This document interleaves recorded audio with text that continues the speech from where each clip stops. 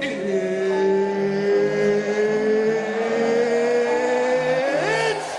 time! Let's get ready to rumble!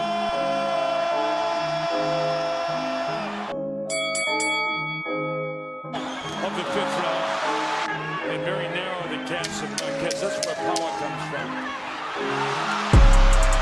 And it is back into a war again to end the sixth round.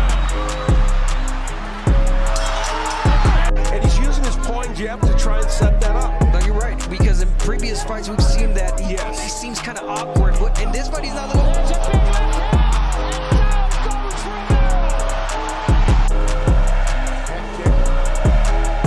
Speed difference, yeah. Wow, he tried a crescent kick on him.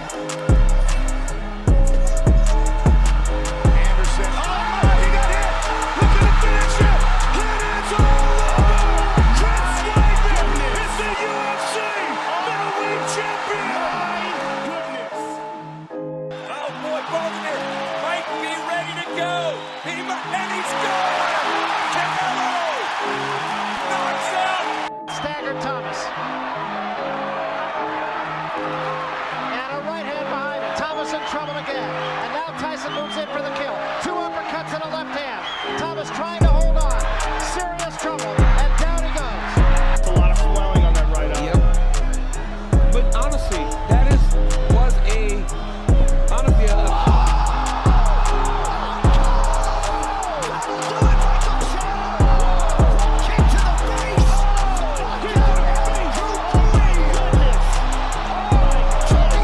With a fighting spirit, and Ngannou is in black, Rosenstrike is in gray.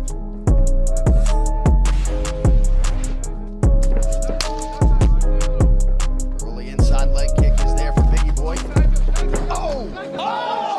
It's all Rosenstrike is out! Whoa! Ngannou! out bad. Out. Francis the Predator!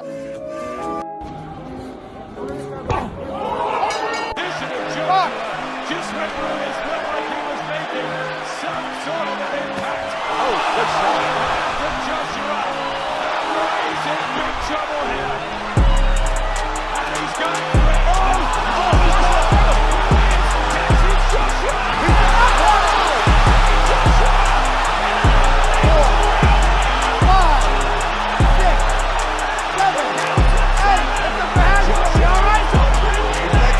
All of you, I know you got him. I know you got him picked, but the man's in trouble. I'm gonna show you how great I am. Payday. You want payday. I know that. Microphone check 1 2. What is this? The Knockout Zone podcast is back with a brand new episode. I'm your humble and gracious, highly favored host, Kevin Solorsino, and this is episode number 2 of the Knockout Zone podcast. And man, what a jam-packed weekend we just had, especially Saturday night with everything that went down in the boxing world and in the UFC world. So I'm gonna waste no more time. It's gonna be a short and sweet podcast. We're just gonna be talking about all the three big fights that's happened this past weekend. So let's just jump right into it. All right, so I'm gonna start this off with what happened at UFC 275, which what is to me right now considered the fight of the year between Jiri Prochazka versus Glover Teixeira. Now this, wow, if you did not see this fight and you are an MMA fan, you missed out, because this fight was epic throughout the whole fight. Now, I was watching this when I was watching the Edgar Berlanga and Angulo fight, but I was more distracted into this fight because of what was going down. These guys were trading shots. These guys were taking each other to the ground, and it was an insane fight where it looked like this fight could have ended at any minute. Honestly, not gonna lie to you guys, I thought it could have ended in the first, second, heck, even in the third round, but especially in the fifth round. Glover looked like he punched Jiri so hard, bro. He looked dazed and confused. He probably didn't even know where he was at that moment. And it was crazy because he grabbed him by the head and threw himself down with him. And this was an interesting choice because everyone was like, well, what is he doing there? Like, you should have kept applying pressure and going after him to try to get that stoppage, that referee stoppage. Now, throughout the fight, there was times where Jiri was throwing punches at Glover, and I was like, yo, is this fight going to get stopped? But see, I got to give props to the referee during this fight. This was one of those fights that these guys were just throwing blows where it looked like either one could have, either one could have had the ref stop the fight, but the ref didn't. He just let these guys keep fighting hard, keep battling out. And yeah, man, it went down to the wire in the 5th round. These guys, it looked like it was gonna end. A lot of people said that they had Glover up by a round, maybe by 2 rounds. Then I had the fight even. I was like, yo, this fight is probably gonna go in a draw, dude. I couldn't figure out another way for this fight to end. But in the end, Jiri got that submission and he was able to finish it. I think it was like at the last 40 seconds is when he got the submission on Glover, and Glover tapped out. But man, were these guys exhausted. If you see the pictures, these guys look like they went into the battlefield and walked out as winners. Both of them, honestly, round of applause. Kudos to both of them. They put on one hell of a fight. And if you have not seen this fight, you need to. Like I said, if you are an MMA fan, this is possibly fight of the year. I don't know if there's going to be another fight atop this, because these guys were both going at it. Like I said, either one could have finished the other one off, but they didn't. And it was just an amazing fight all around. That's all I can say. I'm out of breath just talking about it because it's so much, and it was just such an awesome and amazing fight, guys. So yeah, if you did not check it out, you need to. So let's go and keep it going with what happened now in the boxing world. We had Jaime Munguia got a knockout victory against Jimmy Kelly, moving up now to 40-0. And after the fight, he called out Charlo, saying that he needs to grow a pair and stop hiding behind Al Heyman. Now, before I comment on that, let me comment on the fight itself. This was, man, it was a really good fight. These guys were going back and forward. This went on before any of the other main events, which was weird. I mean, but I guess it makes sense. You don't want to kind of compete with the other ones, because you had Berlanga over there on Top Rank, and then you had the UFC 275. But anyways, Jaime Munguia, he won the first round. I'm gonna tell you that he won the first round, and then he won like probably like another 2 rounds. But a lot of people did have him losing during the fight, and it was turning out to be one of his toughest challenges. But to me, I was like, okay, if in round 6 he steps up and starts getting back control of the fight, then, I think he lacked a lot of the jab. He was doing good when he was throwing the jab because he had the reach advantage. He was setting up the fight his way, and that's what I kept saying. I was like, yo, he needs to keep throwing the jab. He needs to keep setting him up. He needs to keep being the boxer that is going to throw that jab against Jimmy Kelly. And in the 3rd round, he knocked him 3 times. Till the 3rd time, he just did not answer the call and was able to get that victory. I was watching it, and he popped him really good, and I was like, yo, this is it right here. But that was on the first knockdown. He got up, they kept going. He knocked him out. He knocked him 2 more times, and it was just, man, it was such an amazing fight there as well. For it to end in I think it was in the 5th or 6th round, the way that it did, it was just awesome. And then for him afterwards to call out Charlo, it makes sense. Like, he wants to fight the best. But see, this is my thing that I'm gonna talk about a little bit about De La Hoya and Golden Boy after we talk about the Berlanga fight next. But I mean, it's gonna be interesting. Will Charlo answer the call? I don't think so. I think Charlo has said that he wants to move up and he wants Canelo. I talked about it on the last episode, saying that Benavidez is a stepping stone for him, that he wants Canelo, and that's the fight that he wants. And I get it. It makes sense. But I don't think Canelo gives him that fight. To me, I think Canelo has said that he is not going to give either Benavidez nor Charlo that fight until they fight each other. That's the only way that either one of them will get close to touching Canelo Alvarez there. But yeah, man. Other than that, kudos to Jaime Munguia to moving up 40-0. Now let's talk about the interesting fight between Edgar Berlanga and Alexis Angulo. Now, I want to pull up the fight stats, because if you look at how Edgar looked after the fight, he did look a little more beat up than he looked a little bit more beat up than Angulo did after the fight. I was watching it, and yeah, I'm not gonna lie, he did look a little bit more beat up. But before we get into the fight stats, I'm laughing because this is funny right here. I got the punch stats here loaded, but if you did not see the fight, or you did, let's talk about the moment where he admits to biting Alexis Angulo's ear.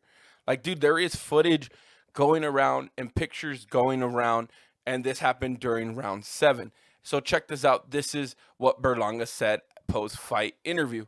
He said he was throwing elbows. I was about to do a Mike Tyson on him. He kept throwing his elbows, and I didn't want to get cut. That's his response to what Mike Tyson did back to Evander Holyfield in their rematch in 1997. And this is how the boxing world reacted to this.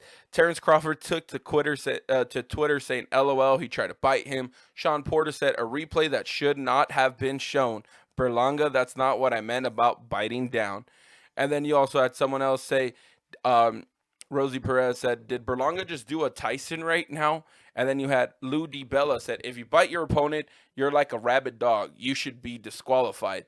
Teddy Atlas also tweeted saying, Berlanga's record is more impressive than his fighting. I'm going back to the UFC fights. And then you had Caleb Trout said, I scored a 76-74 Berlanga. Both lost 20 points for being awful. Like, yo, it is insane, dude. Like, I mean, he admitted, he said that Angulo was throwing elbows. The ref was doing nothing about it. So he took matters into his own hands and tried to bite him. So have you seen the pictures of that? That's a laugh in it in itself. But let's look real quick into the punch stats, right?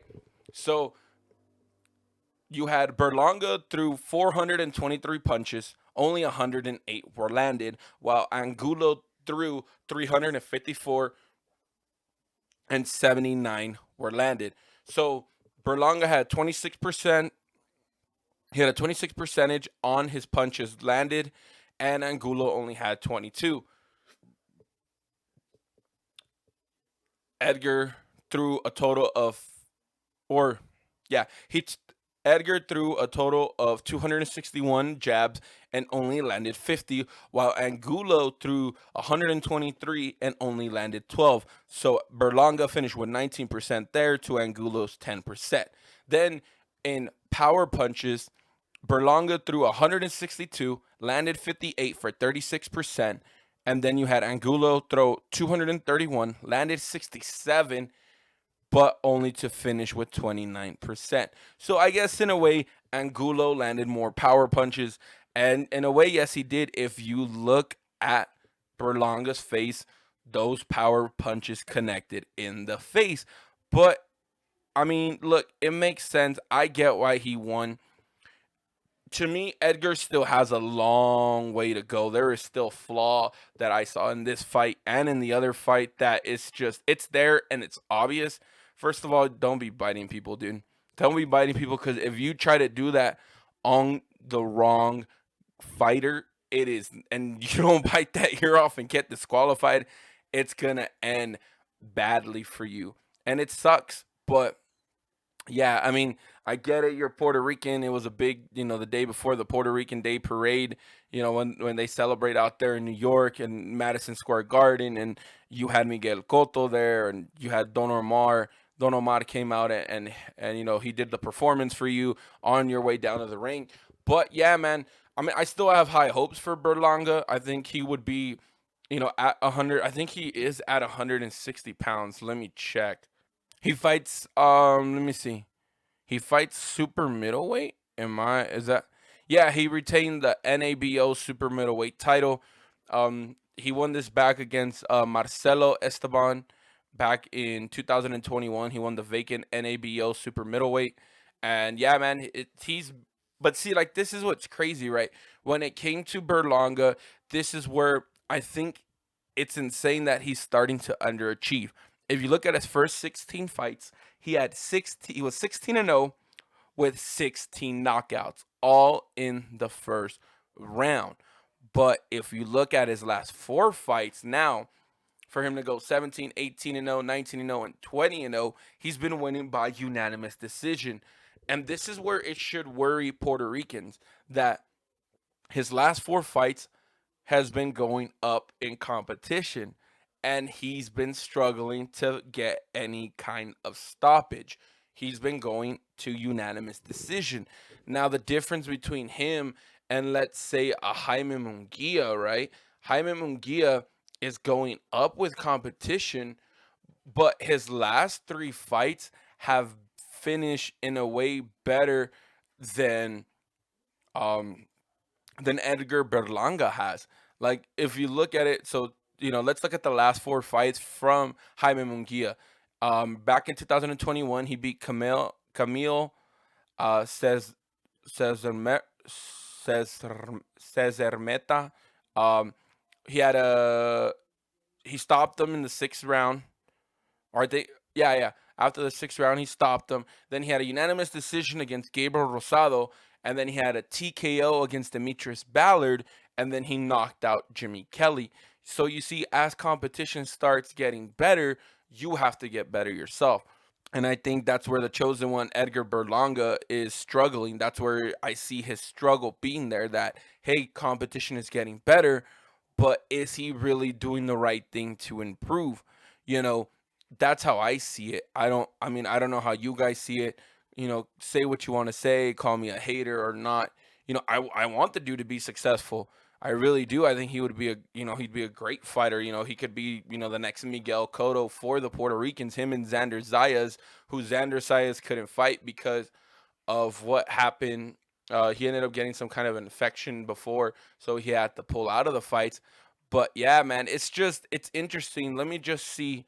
Yeah, it's just interesting there, dude. That's all I can say.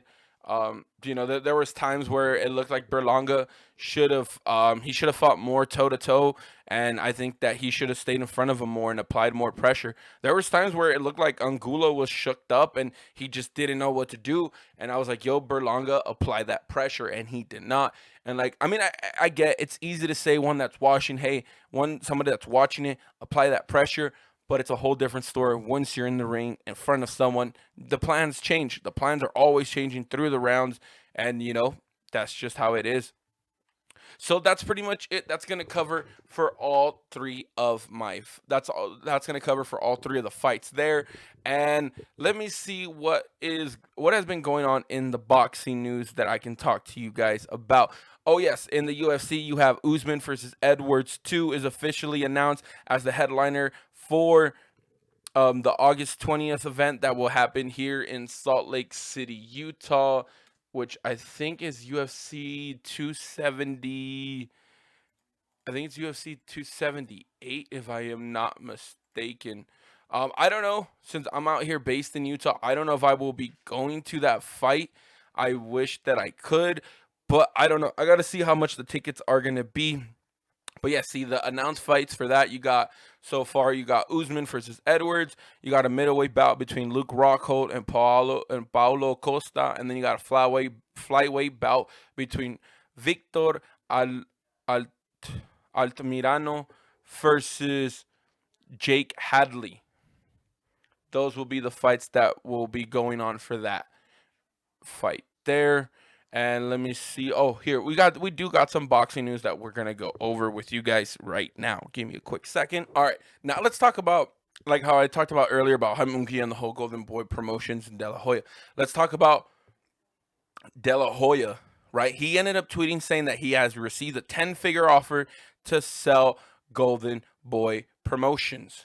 So this is where it gets interesting, right? Lately, he's been talking a lot, saying that, oh, he can't wait to sell the business. He can't wait to sell Golden Boy Promotions. And then you tweet out saying, oh, I got a 10-figure offer to sell Golden Boy Promotions. Now, dude, if you're going to talk about this, saying that, hey, I got a 10-figure offer. Look, if you got a 10-figure offer, dude, then do it. Sell it. Stop saying it. It doesn't make any sense. Like, I pay respects to De La Hoya. He got me into boxing as a kid. At a young age. I remember his first fight I think the first fight I remember from him was Fernando Vargas. I think that was before Mayweather. Let me see. I want to make sure. I want to do my research. Make sure if I remember this correctly, right? Um, yes. Here. So yeah, he went up against Fernando Vargas back September 14, 2002, and then he beat Yori Boy Campas, lost to Mosley, beat Felix Strum. Then he lost to Bernard Hopkins. He beat Mayorga, and then he lost to Floyd Mayweather. And then he finished his last fight was against Manny Pacquiao, and he lost there. But yeah, so look, I pay my respects and my kudos to De La Hoya. He got me into boxing and stuff as a young kid. I remember, all the trash talk with Mayorga and all that stuff, and it was some spicy stuff that came out during those press conferences.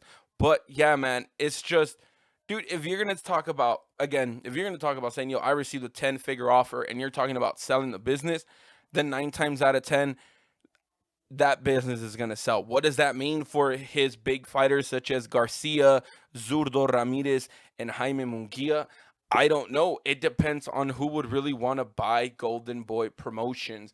And is it more of, we're going to sell the company? This is what they were talking about on the Boxing Voice. They were saying, it's more about not wanting the fighters, but it's more about wanting that deal that they have with the Zone, especially for those promotion companies that don't have a deal with someone as big as the Zone has. Because the Zone has, just off the top of my head, I know they got Matchroom and they got Golden Boy Promotions, which is huge, right? Because the Jaime Munguia, it wasn't Matchroom, it was a Golden Boy Promotions event. So it's interesting there. But yeah, I don't know. If you're Oscar and you want to talk about saying, hey, I got a 10-figure deal, dude, then sell it. Then sell it. I don't know. I feel like lately, if you're going to be talking about wanting to sell it, and I can't wait to sell it, I feel like his heart isn't no longer in the business, which sucks, but it's true. They've made a bunch of money with Garcia, with Ramirez, and Munguia, and all the other amazing fighters that he has, but if your heart's not in it anymore, dude, then just sell it and sell it to someone else who can, put this company back to where it needs to be. I think it's taken a step off. I think, Garcia should already be having bigger fights. So should Ramirez and Munguia, but they're not getting the bigger fights. Why? A lot of people say, oh, it's the fighters, they're scared. Or is it Oscar being too protective over his fighters? He always talks about Zurdo Ramirez breaking Mayweather's record. Oh, he's going to go 52-0. He'll break Mayweather's record. But why isn't he getting the big fights? That's just how I look at it. Why isn't Zurdo getting the big fights? I mean, just like I think the dude can be an amazing, tremendous fighter. But if we look at Gilberto Ramirez, right? Gilberto Zurdo Ramirez, let's look at his last fights, who they've been against. I mean, his last 4 fights, you have Tommy Carpensi, Alfonso Lopez, Sullivan Barrera, Yaniski Gonzalez, and Dominic Bozell. Like, what? He is, he has the NABF light heavyweight champ, but I mean, I don't know, dude. Like, he went up against Bozell, he stopped him. He got knocked out by Ramirez in the 4th round, but Bozell was 32-3, and Bozell didn't have any big wins under his belt. Like, the resume just isn't there. If you you have someone in the light heavyweight division who can go up against a Bivol, who can go up against everybody in that division, then, why not push them to that limit? I think it has something to do with Canelo Alvarez and basically how Canelo Alvarez left them hanging. He left Oscar De La Hoya hanging. He said, hey, you know what? I'm going to go somewhere else to make more money. And he's made more money, but De La Hoya says, no, the most money he ever made was with me. Are you sure about that, De La Hoya? You sure you're not lying about that? And the same thing with Garcia. Why is it that Garcia, I mean, to me, I believe Garcia wants that Tank Davis fight, but why doesn't it happen? oh, because De La Hoya and Mayweather still have beef with each other. Really? I honestly think it's Oscar De La Hoya being overprotective over Garcia, over Munguia, over Ramirez, saying that, hey, these guys are not gonna Canelo me out of the game. That's what I think. That honestly, I'm 100%. Garcia, just look at Garcia. No matter what you think of him, no matter what I've recently thought about Garcia, he pulls he pulls the numbers. He has an amazing following on Instagram. Let me see. Look, let me pull it up. You have Ryan Garcia has 8.9 million followers, right? 8.9 million. While Golden Boy, while theirs only has 1.2 million. The numbers are there, and don't even get me started with the YouTube numbers for Golden Boy, because they're pretty bad. Look, I'll even pull them up. Give me a quick second. I'll pull them up. I don't watch.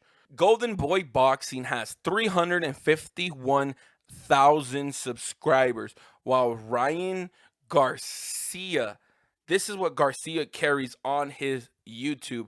He has, hold up, he has 1.2 million subscribers and only 50 videos. And I think he also has a podcast. I don't know if he's still doing his podcast or whatever.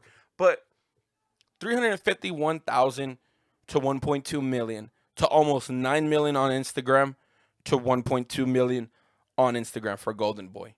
He is bigger than the promotion. Now, he is someone I can back up. Now, the reason I haven't backed up Ryan Garcia, because his last performance, I get it. He was coming off his mental health issues, and that is a serious thing. That is a serious thing that is going on with mental health, and it's becoming, people are voicing more about that. They're coming out saying what they're dealing with. But if you look at his last best win was in 2021 against Luke Campbell, right? But against Emmanuel Tagoe, unanimous decision, when there was times in that fight where it looked like Garcia should have applied more pressure and got the win there. But anyways, man, that's just what I think. I think De La Hoya is protecting these guys way too much, and he really shouldn't be. But that's just me. Anyways, let's keep going forward. Now let's talk about what's been going on between Tyson Fury and the whole thing. Is he retired? Is he not retired? Let's just really look into that. I'm just going to read off the information that I have off of that. So it said, apparently, this is what was going on Saturday. Tyson Fury is reportedly in talks with Saudi Arabia reps to potentially face Usyk versus Anthony, to face the Usyk versus Anthony Joshua 2 winner in an undisputed heavyweight title fight. It is claimed that the bout is eyed for December 17th, just before the World Cup final in Qatar. Eddie Hearn comments on Tyson Fury, says, I think if Usyk was to beat Anthony Joshua, I think he stayed retired because I don't think he wants to fight Usyk. But I think if AJ wins, and I truly believe he will, then you will see the biggest fight in boxing. Though, this is all what I found in Twitter. I think it was Michael Benson's Twitter. Let me make sure of that. I think that's right. Is that the right Twitter that I am looking at? Yeah, Michael Benson, at Michael Benson on Twitter. He's the online boxing editor for Talksport.com. This is what he said. This is what he tweeted out, saying Tyson Fury on reports that he is in talks to fight the winner of Usyk versus Joshua in Saudi. This is basically what he said. This is all news to me. Biggest load of rubbish ever. Now, I mean, I don't know. We've kind of known Fury to be that character that he'll kind of lie just to kind of build up that anticipation, right? That he was kind of lying before the whole fight against Deontay Wilder was announced, saying that he wasn't going to fight Deontay Wilder no matter what, that he was done with that man, that he didn't want to fight him. But the fight happened. But guess what? I don't think it's if Joshua wins.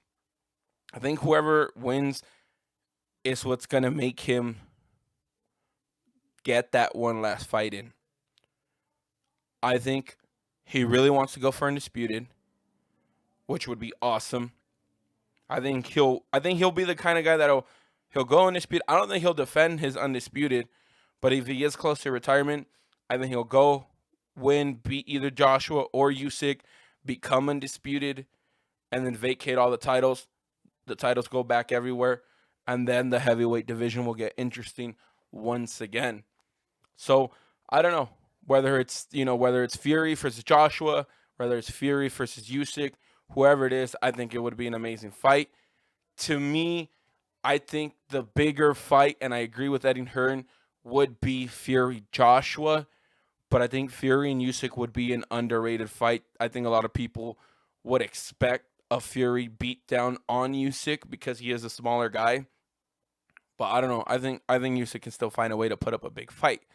So to finish off, let's talk about Anthony Joshua's new DAZN broadcast deal. It's reportedly a multi-year, multi-fight pact for 2 fights per year, which could see him earn hundreds of millions of dollars over the next 3 to 5 years. DAZN pay-per-view to launch in the UK versus Usyk. And, I mean, what else can we really say to that? Anthony Joshua getting a new deal. Look, to me, when it comes to Joshua, I've had my opinions of him. I was that Mexican that was happy when Andy Ruiz knocked him and he didn't answer that count. Got that, I guess, TKO stoppage. Let me see.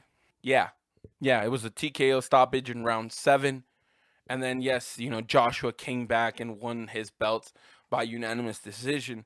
But see, when it comes to Anthony Joshua, he is with the new training team. It's going to be interesting to see how it goes there. Because if you look at his victory, right, he beat Povetkian by TKO, right, back in 2018. But then he lost to Joshua by then he lost to Andy Ruiz, TKO. He beat Ruiz in that same year by unanimous decision. And then he knocked out Pulev, but then he lost to Usyk in unanimous decision. And that's when it went haywire when he lost to Usyk, because Usyk is the cruiserweight that went up to become heavyweight.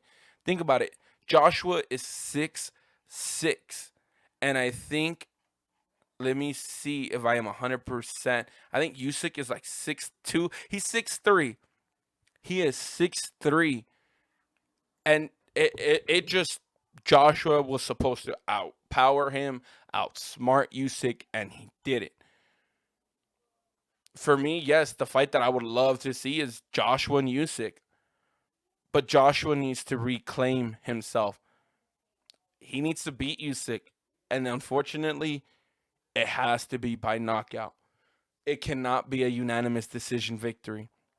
He has to show that he can still be that dude he can still be that dude that he was from before he lost to Ruiz. Because in the victory against Ruiz, he looked okay. He got a unanimous decision. Woohoo. But he hasn't been the same fighter. It's crazy to say that you can say that Ruiz kind of broke him. Ruiz broke him because nobody thought that Ruiz, the way that he looked. And this is where it's funny, dude, to touch base on that. Everyone's like, oh, he doesn't look like a heavyweight champ. I mean, how is he going to look like the heavyweight champ? Look at Tyson Fury. He doesn't look like a heavyweight champ, does he? But he still has the boxing skills that people need nowadays. But anyways, that is pretty much it. Okay, that is pretty much it there. I want to make sure you hit that like button. Make sure you hit that subscribe button. Comment down. Let me know what you think of this episode down below. Like I said, we're going here on the 34-minute mark. And yeah, man, it was just an amazing weekend. If you guys did not see those 3 fights, I totally recommend all 3 of those fights for you guys to watch. They were really good fights. They weren't boring or anything. Though, I talked a little bit down on the Berlanga fight. I just think Berlanga should have done more. And that UFC 275, that Jiri and Glover main event, that thing is a must-watch if you are an MMA fan. And if you are listening to this, then most likely you are both an MMA and a boxing fan. And I thank you guys for listening. Starting this podcast from the ground up, it's not easy. It is difficult. But yeah, man, I'm just going to keep building building this podcast with each and every episode. I will be back I think I should be back by Friday. You guys should have another episode by me breaking down what's going to be happening this next weekend. I know we have some more top-ranked boxing. I got to see what else is going to be happening in the MMA world, and just going to be talking about any MMA and boxing news that have been coming out during the week. So I hope you guys have a good up-and-coming week this week. And yeah, man, I'll see you guys on the next episode, episode 3. Again, this has been Kevin Solorzano of the Knockout Zone, officially signing off.